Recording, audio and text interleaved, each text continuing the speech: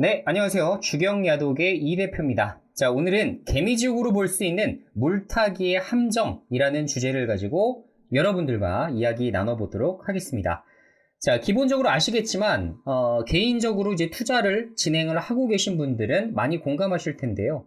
자, 주식 투자하면서 물타기를 절대 안 할 수가 없죠. 만약에 난 물타기 없이 무조건적으로 수익만 낸다 라고 하는 분들이 계시다면 그분들은 모두 사기꾼입니다. 그렇죠? 그래서 주식 투자를 하면서 이 물타기라는 것은 어떻게 보면 숙명과 같은 거예요. 내가 종목을 한 종목 매수할 때 그 종목이 반드시 바로 올라간다라는 보장이 없기 때문에 내려갔을 때 내가 어떻게 대응할 수 있는지를 이 물타기를 토대로 우리가 진행을 하게 됩니다. 자, 뭐 속된 말로 또 재밌는 말로 물렸을 때 괴로운 순서 이렇게 보면 3위가 개, 그리고 2위 모기, 1위가 주식이라고 하죠. 자, 그만큼 주식에 물리면 굉장히 괴롭습니다. 그래서 물타기를 굉장히 서두르는 분들이 계신데, 자, 그렇게 서두를 필요가 없는 것이 물타기입니다.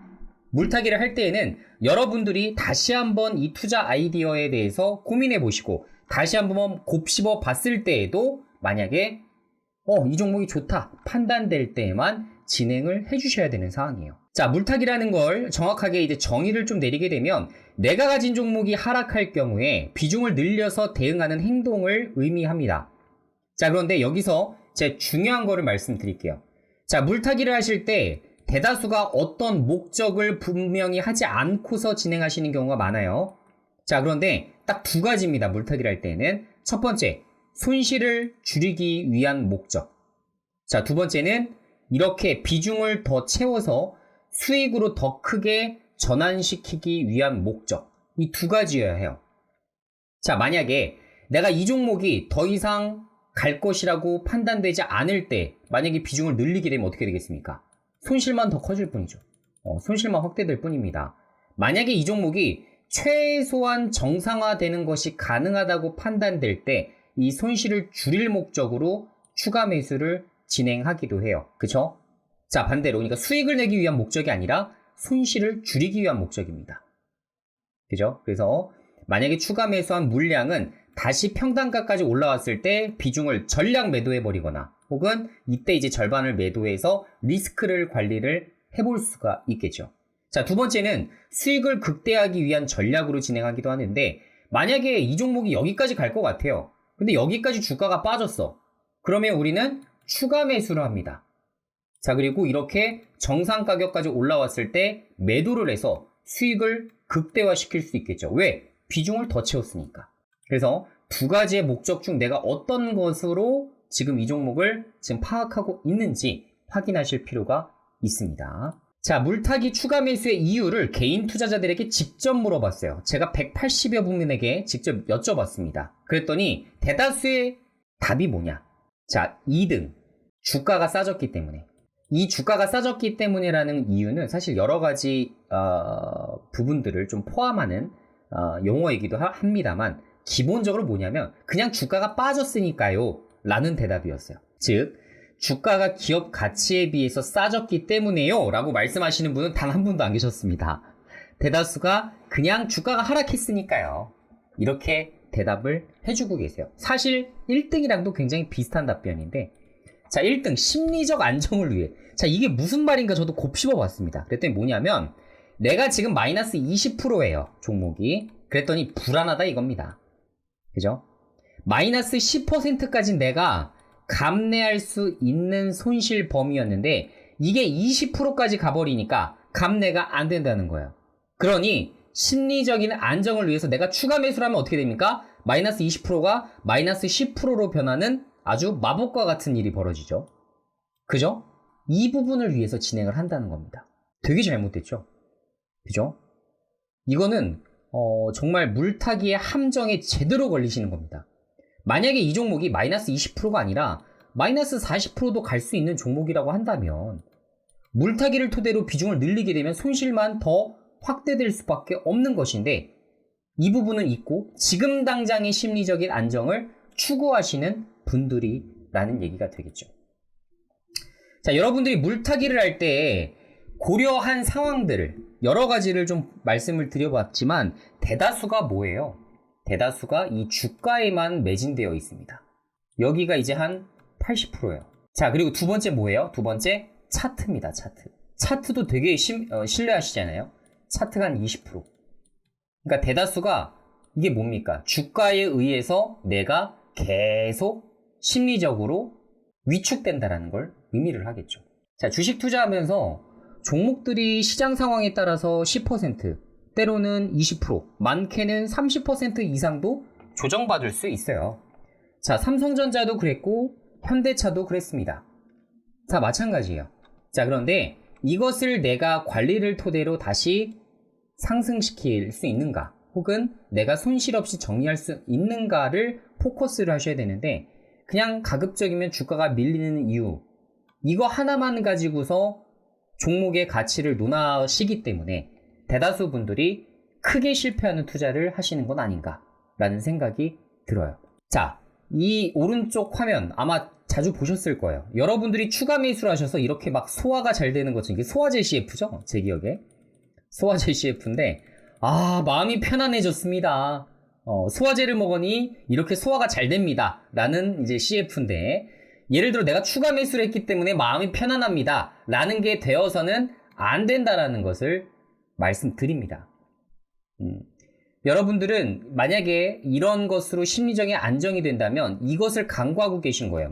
비중이 늘어난다. 내가 지금 가진 주식의 수가 2배로 늘어난다는 것을 잊고 계신 겁니다. 내 마음 편하고자 하는 안일한 행동으로 물타기를 하게 된다면 비중만 커지고 오히려 손실은 누적으로 더 커질 수밖에 없다. 2배로 커지는 거예요, 손실이. 왜? 2배 이상 비중을 잡으셨기 때문에요. 자, 예시를 들어드리면 투자금 1억 원 기준으로 내가 비중 10%를 샀다라고 감안해 볼게요. 자, 그럼 1차 매수가 1000만 원 정도를 매수를 하게 되겠죠. 만 원에 내가 이 종목을 1000만 원 매수했다. 자, 그리고 물려서 2차 매수 진행했어요. 자, 가격이 그냥 하락했다는 이유로 8,000원에 1,000만 원 매수를 또 합니다. 자, 그러면 비중은 2배로 커졌죠. 그죠? 내 포트에서 차지하고 있는 비중이 20%로 매우 커졌습니다. 자, 그런데 이 주가가 7,000원으로 하락하게 되는 경우에 어떻게 돼요? 당초 1차 매수만 진행했었더라면 300만 원 정도의 손실이었겠지만, 만약에 2차 매수 진행까지 진행하게 되면 손실이 줄어든 게 아니라 460만 원으로 확대됩니다. 그리고 앞으로 주가가 하락하면 하락할수록 손실 금액은 더 커질 수밖에 없는 거죠. 자, 그렇기 때문에 추가 매수, 물타기에 대해서는 그 어떤 것보다도 더 타이트한 이런 기준점을 가지고서 여러분들이 판단을 하셔야 되는데, 그렇게 되지 않는 경우가 많다라는 것을 의미를 하겠죠. 자, 주식 투자하면서 물타기는 필연적입니다. 저도 피할 수 없고 워렌 버핏도 피할 수 없고 그 누구도 피할 수가 없어요. 여러분들이 가장 좋아하시는 상위 트레이더 누구라고 할지라도 그분들도 물타기를 피할 수는 없습니다. 왜? 우리가 산 종목이 반드시 상승으로 바로 움직이지는 않기 때문이죠. 마이너스 3%를 갔다가 마이너스 10%를 갔다가 수익 30%로 가는 경우도 상당히 많고요. 마이너스 50%까지 하락했다가 오히려 플러스 50%, 100%에도 정리하는 경우도 상당히 많습니다. 대다수의 분들은 상승 확률이 50%, 하락 50%라는 이 사실을 잊어버리시고 그냥 내가 샀으면 반드시 오른다 라는 것에만 치중이 되어 계세요. 근데 다시 한번 말씀드리지만 그 어떤 투자자라 하더라도 상승 50%, 하락 50%를 벗어나기가 어렵습니다. 초창기에. 그러니까 예를 들어 오늘 사서 내일 당장 상승할 확률은 50%, 그리고 내일 하락할 확률은 50%입니다. 점점 보유기간을 길게 설정하면 설정할수록 상승할 확률이 높아지지만 단기적으로 봤을 때는 오늘 산 종목이 하락할 경우, 오늘 산 종목이 상승할 경우에 해당되는 것은 거의 50대 50이에요. 이것을 벗어나기는 어려워요. 즉 수익 나는 투자자와 손실 나는 투자자의 가장 큰 다른 점 중에 하나는 하락할 때 어떻게 절대적인 대응을 해가는가, 그것을 물타기의 과정을 토대로 진행을 합니다. 혹은 만약에 손실이 마이너스 5%, 7% 갔을 때 바로 그냥 손절을 해버리느냐, 혹은 이 손실 났을 때 어떻게 대응하는지에 따라서 수익으로 탈바꿈하기도 되기 때문에 가급적이면 이 종목과 이슈에 대해서 잘 판단을 하고 계시는 게 중요하겠죠. 자, 저는 물타기를 진행할 때 확인할 요소 딱 3가지만 판단을 해보곤 합니다. 자, 일단은 내가 이 종목을 샀을 때 첫 번째 투자 포인트가 있을 거예요. 예를 들어서 보안 관련된 일정이 있다. 최근에 이제 공유해드렸었던 일정인데 보안 관련된 일정이 있기 때문에 이때 이제 급등할 것으로 좀 보고 있어요. 하지만 어제와 같은 시장에서는 전체적인 종목들이 다 하락합니다. 자, 이 구간 때 내가 그냥 손절 원칙이 5%이기 때문에 7%이기 때문에 손절한 것은 잘한 거예요. 그런데 나는 이러한 무조건 칼같이 5% 7%에 손절하는 것이 없다라고 하시는 분들은 어떻게 생각하셔야 됩니까? 이 투자 포인트가 변질되었는지 이런 것들을 확인을 해 주셔야겠죠. 자, 보안 이슈는 그대로 살아있기 때문에 사실상 투자 포인트가 변질된 것은 없어요. 그냥 단순하게 주가만 밀린 겁니다. 왜? 시장 상황이 개떡 같으니까. 이 개떡 같은 시장 상황 속에서 내가 투자 포인트가 변질되지 않았다면 들고 가야죠. 혹은 추가 매수를 할 수도 있는 거고요. 그렇죠? 자, 물타기를 진행할 때 확인할 요소입니다. 자, 두 번째는 급락을 하게 되었다면 이게 뭐 특정한 급락에 대한 이슈가 있는지 아닌지도 판단해 보면 좋을 것 같아요. 예를 들어 반도체가 크게 밀렸다. 반도체가 왜 밀렸을까? 악재가 있을까 찾아봤는데 없어요. 그러면 또 어떻게 보면 추가적인 기회가 될 수도 있겠지만 반도체가 원래 주도주였는데 이게 바뀐 것 같아. 다른 걸로. 앞으로도 이 주도주에서 좀 벗어날 것 같아 라는 생각이 든다면 급락에 대한 확실한 이슈를 확인한 셈이 되겠죠. 그런 종목에 대해서는 추가 매수를 안 하는 것이 좋겠죠. 자, 그래서 급락에 대한 필연적인 뭔가 이슈가 있거나 혹은 이거는 피하기가 어렵다. 앞으로 더 큰 급락이 이어질 수도 있을 것 같다 라고 판단이 된다면 차라리 정리하는 수순이 맞을 수도 있습니다. 자, 세 번째, 수급과 차트예요. 자, 결론적으로 단기로 가장 큰 영향을 끼치는 거, 주가에 가장 큰 영향을 끼치는 거는 수급이에요. 수급. 누가 사면 올라요. 누가 팔면 떨어집니다. 이건 피할 수가 없어요. 정말 제 아무리 좋은 종목, 아무리 좋은 종목이라 하더라도 애널리스트가 여기 2배 간다 라고 이야기를 하더라도 단기적으로 많은 수량을 가지고 있었던 투자자가 매도하기 시작하면 주가는 밀려요. 정말 그렇습니다. 이 수급이라는 게 그래서 중요하다고 말씀을 드리는 거고, 이 수급적인 부분으로 인한 급락은 물론 이 수급 주체가 이제 물량이 떨어지면 당연히 상승 추세로 다시 돌아서겠지만 수급이라는 것이 가장 큰 영향을 끼친다는 것은 사실이에요. 자, 그 다음에 이제 차트 이런 것들이 있겠죠. 그죠? 단기적으로 보시는 모멘텀 투자자들 이런 분들이 트레이더 분들이 대다수가 이제 차트를 신봉하지 않습니까? 자, 그래서 이분들은 이제 단기 주가에만 관심이 있는 분들이다 보니 차트가 좀 깨지거나 하면 쉽게 이 종목을 접근을 안 하게 되죠. 그죠?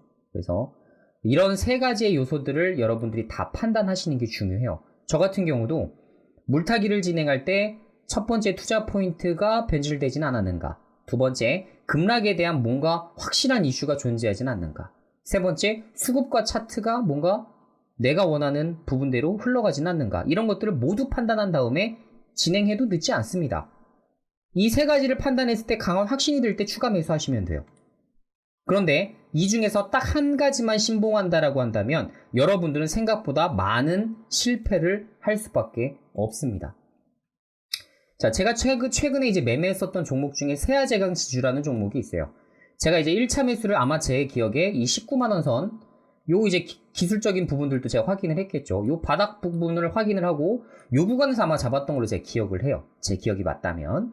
자, 그리고 주가가 밀리기 시작합니다. 자, 그리고 8월 25일자 날짜 이후부터 서서히 다시 반등 추세로 가요. 저는 당연히 이때 물렸었기 때문에 밑바닥에서 다시 추가 매수를 좀 진행을 했었습니다.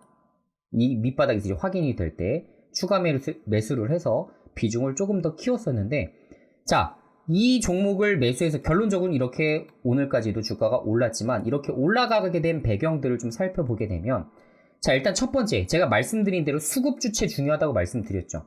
자, 수급을 보게 되면 적극적으로 지금 외국인과 기관이 매수하는 것이 확인이 됩니다. 그럼 그동안 주포로서 주가의 하락의 원인이 되었었던 건 누구였어요? 개인이었겠죠. 그죠? 이렇게 보게 되면 주가가 이렇게 밀렸을 때 누가 많이 매도했어요? 개인이 많이 매도했어요. 개인이 가격과 상관없이 그냥 물량을 총동원해서 빼고 있었던 거예요. 자, 이때 기회가 서서히 오는구나 라고 판단을 하고 추가 매수를 진행을 했었고, 외인과 기관 같은 경우에는 조금 더 상대적으로 개인 투자자들보다는 조금 더 많은 시일 동안 종목을 매수하는 경향이 높습니다. 특히나 세아제강 지주처럼 거래량이 수천 주 밖에 안 되는 기업들은, 그쵸?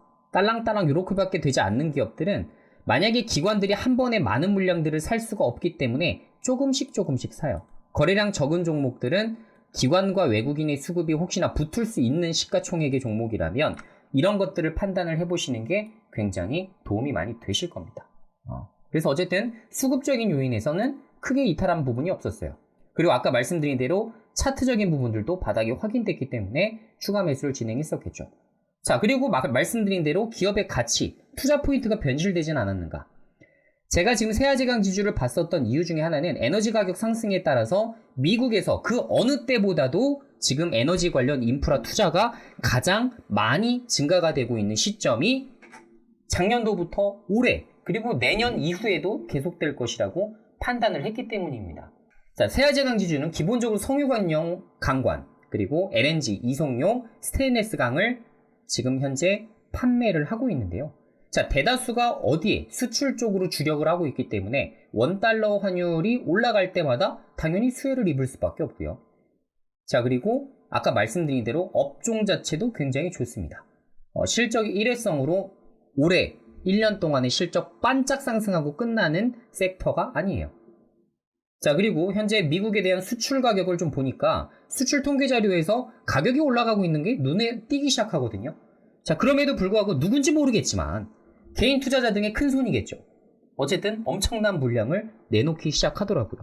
그래서 주가가 빠졌어요.